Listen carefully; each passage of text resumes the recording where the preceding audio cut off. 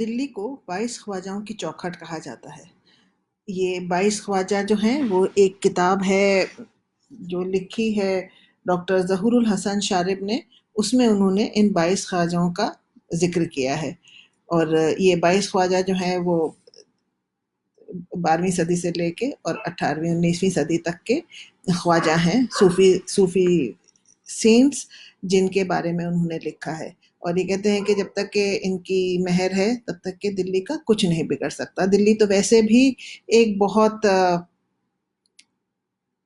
पाक ज़मीन है। यहाँ के ऊपर पहले भी इंद्रप्रस्थ के ज़माने में कहते हैं कि नीली छतरी जो है निगमबोध के ऊपर, वहाँ के ऊपर युधिष्ठिर ने आके यज्ञ किया था। और मेरी एक बहुत अच्छी वहाँ पे बहुत खूबसूरत एक्सपीरियंस हुआ जब मैं किताब लिख रही थी अपने। तो मैं वहाँ गई थी रिसर्च के लिए, ख़ासतौर से जब मैं असरुसन अदीद का ट्रांसलेशन कर रही थी। तो जब मैं वहाँ गई तो वहाँ पे पंडित जी जो थे वो यज्ञ जला रहे थे और मैं गई और मैं वहाँ खड़ी थी। और मुझे तो हर जगह, मैं जहाँ भी जाती हूँ साथ में ऊपर वाला मेरे साथ मुझे हर जगह दिखता है। और मैं खड़ी अपनी दुआएं मांग रही थी। तो पंडित जी ने मुझे देख के कुछ आशीर्वाद दिया, मुझे याद नहीं क्या था लेकिन कुछ उन्होंने आशीर्वाद दिया। और मैंने उनकी तरफ देखा, मुस्कुराई और मैंने कहा इंशाल्लाह। और वो भी उन्होंने मेरी तरफ देखा, फिर गौर से देखा और मुस्कुराए और बोले जी। तो दिल्ली की तो यही एक गंगा जमनी तहजीब, एक अपनाइयत जो यहाँ पे है वो हर जगह आपको मिलेगी। तो अच्छा, सूफीज़्म जो है उसको कहते हैं it is the inner dimension.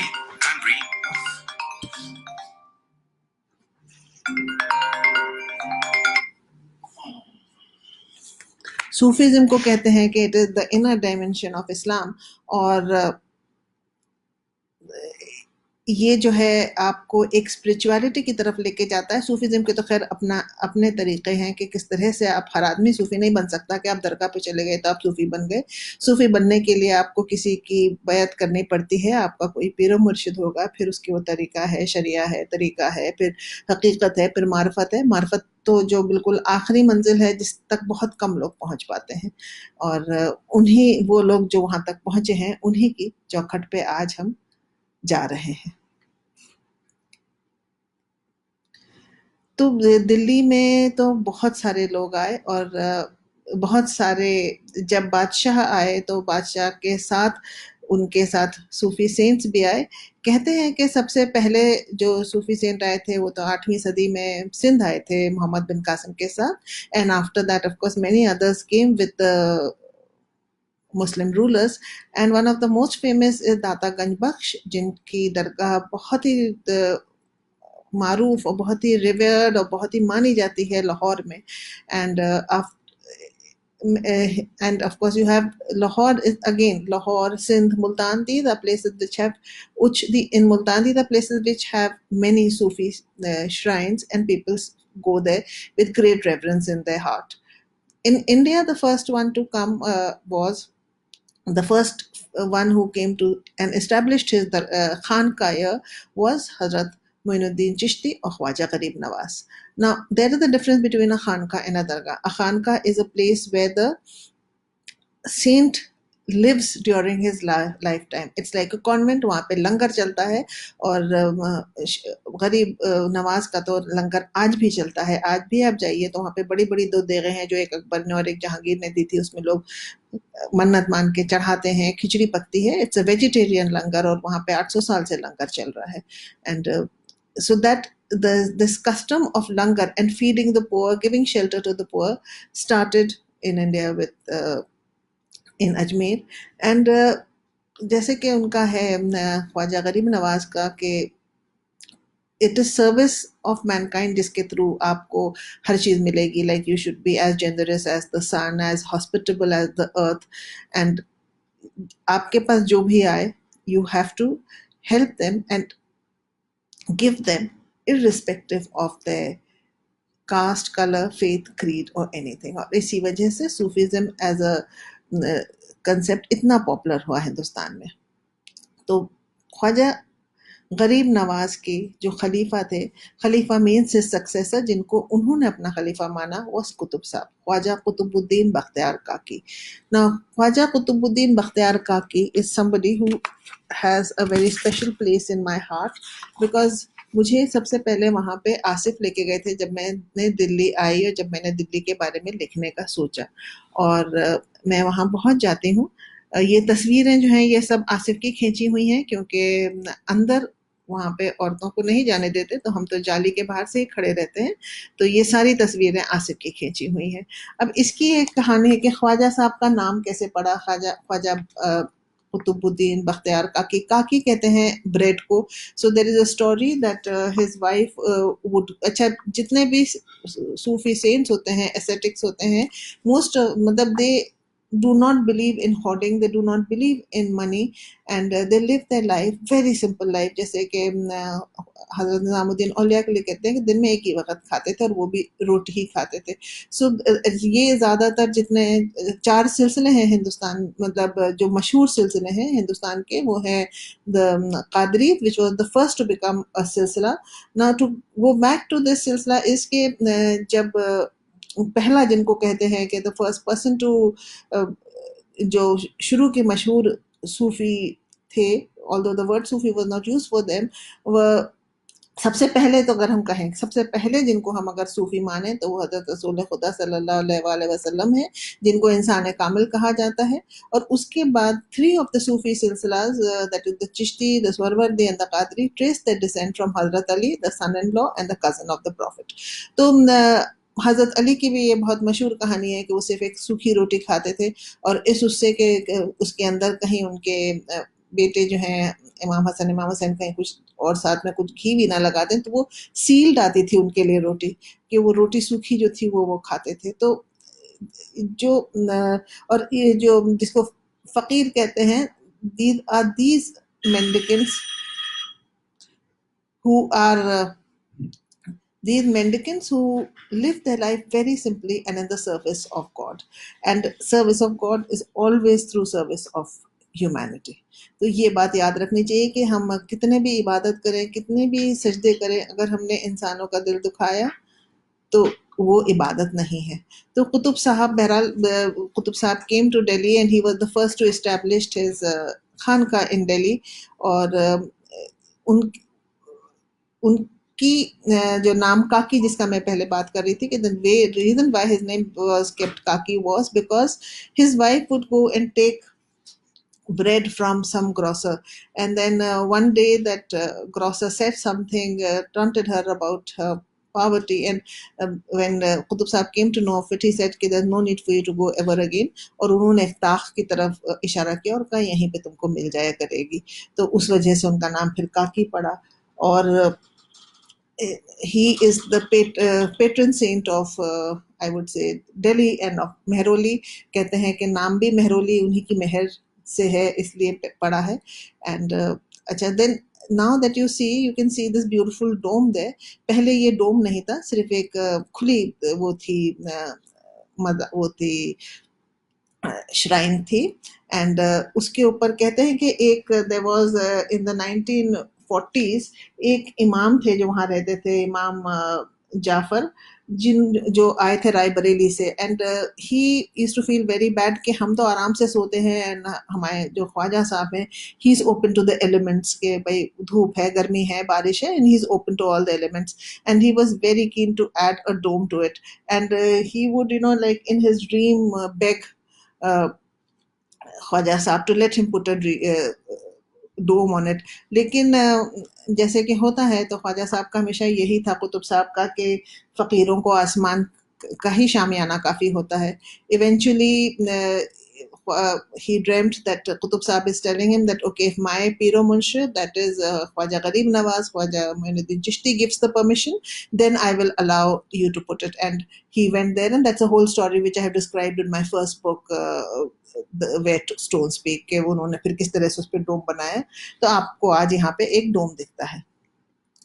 अब यहाँ की जो बहुत एक मशहूर कहानी है, because this कुतुब साहब symbolizes the syncretism of Delhi।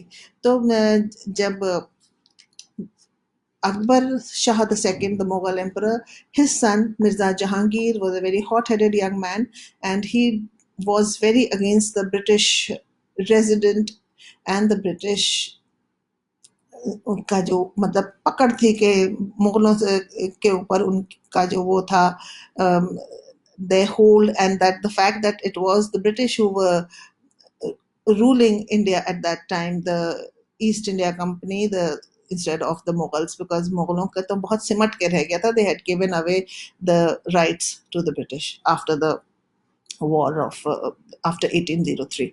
So Mirza Jahangir had a fallout with Sir Archibald Seton, who was the resident of Delhi at that time, the British resident, and Mirza Jahangir was exiled to Allahabad. So the saying is that his mother, Mumtaz Mahal, her name was also Mumtaz Mahal, cried a lot, and she said कि अगर मेरा बेटा वापस आएगा, then मैं जाऊंगी और चादर चढ़ाऊंगी कुतुब साहब के यहाँ. The Mughals had a summer palace next to Qutub Saab's Dargah, which was also built in the 19th century, called Zafar Mahal. It's now called Zafar Mahal. और उसमें वो लोग आके बरसात में रहते थे. This was like a summer retreat for them, a monsoon retreat for them. वहाँ पहाड़, आम के बाग, बारिश, तो वहाँ आते थे. तो नाउ व्हेन ये जब उन्होंने कहा कि हम यहाँ के ऊपर एक चादर चढ़ाएंगे इसके ऊपर, हजरत कुतुब साहब की दरगाह के ऊपर, के उनकी श्राइन के ऊपर, तो अकबर शाह ने कहा अगर वहां चादर चढ़ाएंगे तो हम एक छत्र योग माया की मंदिर पे भी चढ़ाएंगे. Now Yog Maya is the sister of Shri Krishna, and यही वो एक्सचेंज था that took place in the present during the time of the, जो श्री कृष्ण की पैदाइश की कहानी है कि उनको किस तरह से Kans wanted to kill him and his sister was exchange for him. तो उनको कहते हैं कि ये वो योग माया जी हैं, ये उनका मंदिर है. सो अकबर शाह सेट के पहले जो है वो योग माया की मंदिर पे छत्र चढ़ाई जाएगी और फिर दरगाह के ऊपर. And there is a book called Phool Walon Ki Sair by Mirza Farhatullah Beg, and in which he says कि वो एक साल है, ही इज डिस्क्राइबिंग कि in the 1840s when Bahadur Shah Zafar, who was the emperor, could not go to the mandir to offer the chhatra because he wasn't well. And the next day when they come and ask him कि चलिए दरगाह पे चलिए, he does refuses to go. He says जब मैं कल मंदिर पे नहीं गया था तो आज मैं दरगाह पे भी नहीं जाऊंगा. My people should not feel that I am preferring one over the other. तो आज भी वही गंगा जमनी तहजीब इस फूल वालों की सैर में उसी की खुशबू आती है. And except for a few years after during after the partition and when India became independent, ये जो है सिलसिला चलता आता है. और आज भी ये फूल वालों की सैर का पहला पंखा जो है वो प्रेसिडेंट का आता है, फिर लेफ्टिनेंट गवर्नर का आता है, और फिर बाकी बहुत से स्टेट से, सब जगह से आते हैं. And this you can see is a picture of 2017 when these people are taking the pankha inside the दरगाह.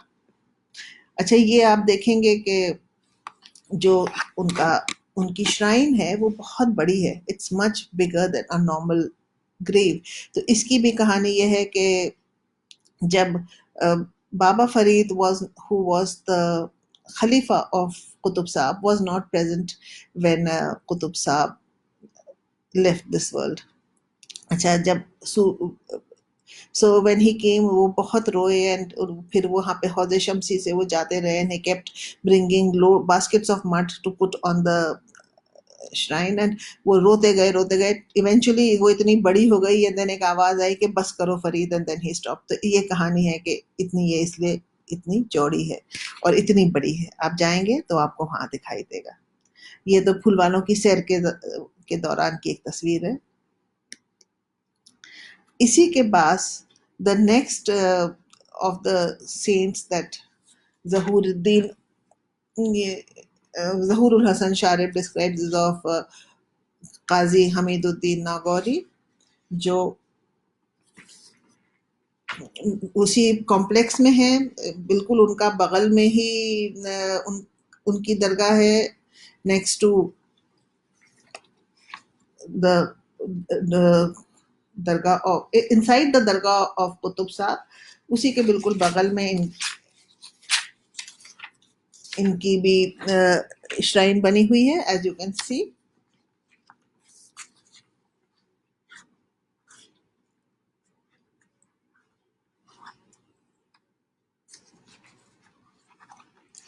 ये जो थे बहुत ही ज़्यादा, he was a very learned Khalifa, and the Khalifa of Sheikh Shahabuddin Suhrawardi of Multan, and ये थे तो Suhrawardi, but he was honored by the Chishtis and he was also a teacher of Qutb Sahib, came from Bukhara, और बहुत ही ज़्यादा इनकी कुर्बत थी Qutb Sahib से, and that is why the shrine is also there. उनकी कहते हैं his knowledge of Islamic law was unparalleled.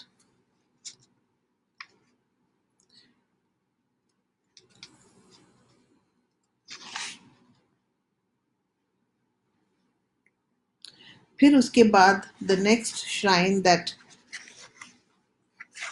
Sharif Saab talks of is Khwaja Badruddin Samarkandi. Khwaja Badruddin Samarkandi की दरगाह जो है, it's attached to the walls of it's just next to the walls of Firoz Shah Kotla, below it. तो ये जो है इनकी दरगाह predates the building of Firozabad and of the Kotla. And if you can see in the picture over here, you will see that the shrine, the walls are built around the shrine, not the other way around. Even Firoz Shah Tughlaq could not disturb the walls of the shrine. So उनकी shrine जो है वो उसी के चारों तरफ बनी हुई है. एंड यहाँ के ऊपर आपको दिखेगा, ये इसमें बहुत सारी सफ़ेद खत टंगे हुए हैं, अर्जियाँ कहते हैं. People come with their petitions and आके यहाँ पे वो अपने छोड़ के जाते हैं. Here I like to say कि when people come, it is for intercession. Nobody prays to the saints as God, they ask for their intercession to God. When I went there, I met Amarnath ji, who said he's been coming there since he was a baby, and he comes every day in the morning before going for his work. The next saint that Dr. Sharif talks about is Sheikh Najibuddin Mutawakkil. ये बाबा फरीद के भाई हैं. इनकी दरगाह जो है वो अधचीनी में है, and it is he who gave a lot of support to the Mai Sahiba, Bibi Zulekha, that is the mother of हज़रत निज़ामुद्दीन औलिया, और बिल्कुल माई साहब की दरगाह के बगल में ही ये है. एंड इट इज़ जब निज़ामुद्दीन औलिया दिल्ली आए थे 16 बरस की उम्र में, तो उस वक़्त इन्होंने कहा था कि मुझे बताइए कि मैं काज़ी की पढ़ाई कैसे करूँ. और शेख नजीबुद्दीन मुतवक्किल सेड कि तुम काज़ी नहीं, तुम्हारे किस्मत में कुछ बहुत और है. And then he guided him to go to meet Baba Farid in Ajodhan. And Mai Sahiba Bibi Zulekha Dargah is just next to this, and I go there very often because कहते हैं कि माँओं की, जब माँ किसी अपने बच्चे के लिए दुआ मांगती है तो बीबी हमेशा सुनती है.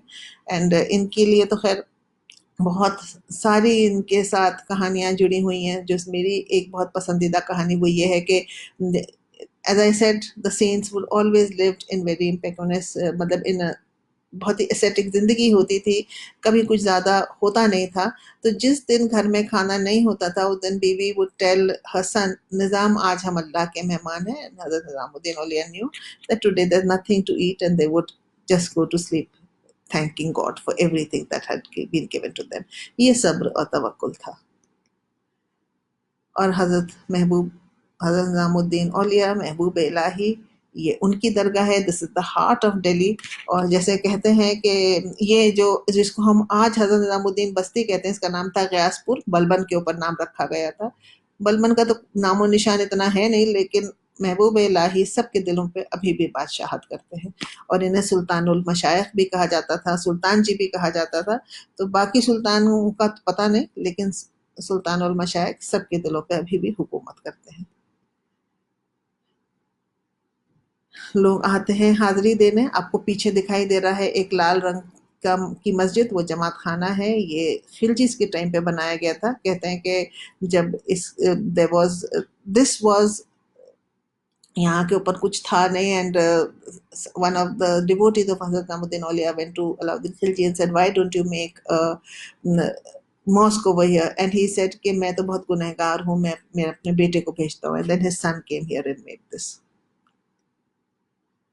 ये हज़रत अमीर खुसरो तूतिए हिंद, जो हज़रत निज़ामुद्दीन औलिया के मुरीद थे, जिन्होंने उनके ऊपर बहुत कुछ लिखा और बहुत कुछ उनके बारे में बताया, जिनकी कव्वालियाँ हम आज तक गाते हैं और जिनको कहते हैं कि सबसे पहले कौल को, जो हज़रत रसूल खुदा का कौल था, मन कुंतो मौला व हाजा अली उन मौला, उसको उन्होंने म्यूजिक में सेट किया और फिर उन्होंने बाकी बच्चों को ट्रेन करना शुरू किया, जिनको कव्वाल बच्चे कहते हैं, जिनकी आज भी नस्ल चल रही है और उनके घर वाले अभी भी कव्वाली गाते हैं। तो the word qawwali comes from the word call. और यहाँ के ऊपर जो बहुत ही एक, जैसे फूल वालों की सैर अगर कुतुब साहब की दरगाह पे मनाई जाती है, तो यहाँ पे बसंत मनाई जाती है। कहते हैं कि एक दफ़े हज़रत निज़ामुद्दीन औलिया की अपनी, तो उन्होंने शादी नहीं की थी, कोई औलाद नहीं थी, वो अपनी बहन की बेटे को, ख्वाजा तकीउद्दीन ख्वाजा नू को अपना बहुत अजीज मानते थे। And when he died, when the nephew passed away, he was very sorrowful and he grieved for a long time. तो हजरत अमीर खुसरो बहुत, ही वाज वेरी अपसेट के at the sorrow of his master Piro Murshid. एंड उसके बाद वो जो उनकी खानका है, it is between, the khanqah still there between Damdama Gurudwara and Humayun's tomb. और वहाँ पर उस वक्त वो बहती थी, यमुना बहती थी वहीं पर। And he saw some women going there carrying sprigs of sarso flowers, and wearing yellow, and he asked them where they are going. They were going to the Kalka Mandir. And he asked them, what are you doing? They were smiling and laughing and singing, and they said, we are going to offer this to our God. Then he asked, okay, does that make them smile? Does that make your God smile? And they smiled and said yes. तो उस वक्त ही कहते हैं कि हजरत अमीर खुसरो जो है वो एक पीले रंग की साड़ी पहन के आए, and he started singing and dancing in front of his piro murshid Hazrat Nizamuddin Aulia Mehboob Ilahi, and Mehboob Ilahi smiled. And since then ये 800 साल से ट्रेडिशन है कि दरगाह में बसंत मनाया जाता है, आज भी मनाया जाता है। इस साल भी मैं गई थी। और सिर्फ पहले सिर्फ यहाँ ही नहीं, पहले हर दरगाह में मनाया जाता था। जो मुरक्का दहली है, written in the 18th century by Dargah Quli Khan, he describes Basant being celebrated in Qadam Sharif, which is in Paharganj, and that going all the way, that these people went from all the major dargahs of Delhi and ended it in Hazrat Nizamuddin Aulia's दरगाह। और गाना जो है वो आपने सुना ही होगा, सकल बन फूल गई सरसों। फिर उसके बाद हज़रत रोशन चिराग दहलवी। अब हज़रत रोशन चिराग दहलवी जो थे वो उनके खलीफा थे हज़रत निज़ामुद्दीन औलिया के। He was the last great Chishti saint of Delhi. और बहुत सारी कहानियां हैं कि उनका नाम चिराग कैसे पड़ा। एक तो ये है कि जब वो आए थे कभी मिलने के लिए हज़रत निज़ामुद्दीन औलिया से, बैठ वहाँ उनकी तरफ वो बैठ नहीं रहे थे। जब उनसे कहा बैठ जाओ, तो उन्होंने कहा कि मैं आपकी तरफ पीठ करके नहीं बैठ सकता। एंड महबूब इलाही सेड कि चिरागों की पीठ नहीं होती। एक तो ये है the reason why his name became Chirag Dehlvi. And the other is that, बहुत मशहूर कहानी है कि जिस वक्त ये बन रही थी, बाउली बन रही थी हजरत निजामुद्दीन औलिया के दरगाह के साथ, उसी वक्त तुगलकाबाद बन रहा था। और तुगलकाबाद में की जो बाउली थी, वहां के ऊपर Ghiyasuddin Tughlaq, the Sultan, wanted people to work in that Bauli with full attention, and these people were working at night in the Bauli of Hazrat Nizamuddin Aulia, and so he was very upset about that. He forbade the sale of oil. But Mehboob Ilahi told his खलीफा कि तुम हाथ में पानी लो। उन्होंने हाथ में पानी लिया और वो तेल बन गया और उससे चिराग जले। तो इस वजह से उनका नाम रोशन चिराग दहली बना हुआ। And another story of this is that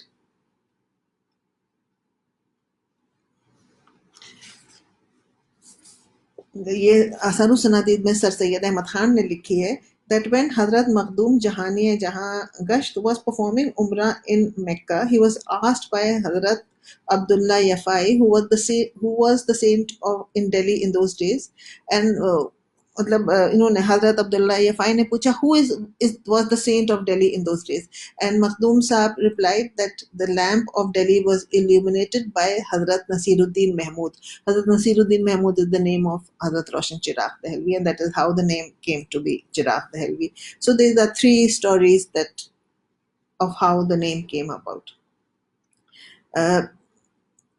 जो कहानी है कि गयासुद्दीन तुगलक ने forbade the sale of oil, वो प्रोफेसर मोहम्मद हबीब अपनी किताब में लिखते हैं कि there is no mention of it in any contemporary history, and this dispute between these two eminent personages is not possible, and these may be later day fabrication. सुल्तान फिरोज शाह तुगलक बहुत मानते थे हजरत रोशन चिराग दहलवी को, और उन्होंने बहुत सारी वहाँ पर जो आज के दिन वहाँ पे बहुत सारी बिल्डिंग्स हैं, a lot of them date back to the Tughlaq times. इनके यहाँ हजरत रोशन चिराग दहलवी के साथ again I have gone there with Asif, एंड मैं बहुत जाती हूँ वहाँ पे, बहुत एक सुकून मिलता है वहाँ पे. अच्छा, इस दरगाह में कव्वाली सिर्फ उर्स के ज़माने में ही होती है, and this area was very, again सारे जितने दरगाहें हैं they are very very revered and people like to be buried near it, तो क्योंकि उनको लगता है कि शायद some of the magic of the blessings of the saint may rub off on them also. तो हजरत रोशन चिराग दहलवी की दरगाह से मिली हुई बहलोल लोधी की कब्र है. हजरत चिराग दहली की दरगाह में ये पेड़ है खीरने का, जिसको कहते हैं वो उसी ज़माने का है कि जब ख्वाजा साहब की ज़िंदगी से, एंड इसकी जो खीरनी है लोग आते हैं, दे हैव इट, एंड बहुत इसको वो lot of blessing attached to it. ये आपको पुराने ज़माने की दिखा रही हूँ दरवाजा. This used to be the entry into that area. अब ये दरवाज़ा जो है ये सब ठीक हो गया है. The next saint that Dr. Sharif talks about is दरगाह पत्ते वाली हजरत शमसुद्दीन उतावला रहमतुल्लाह.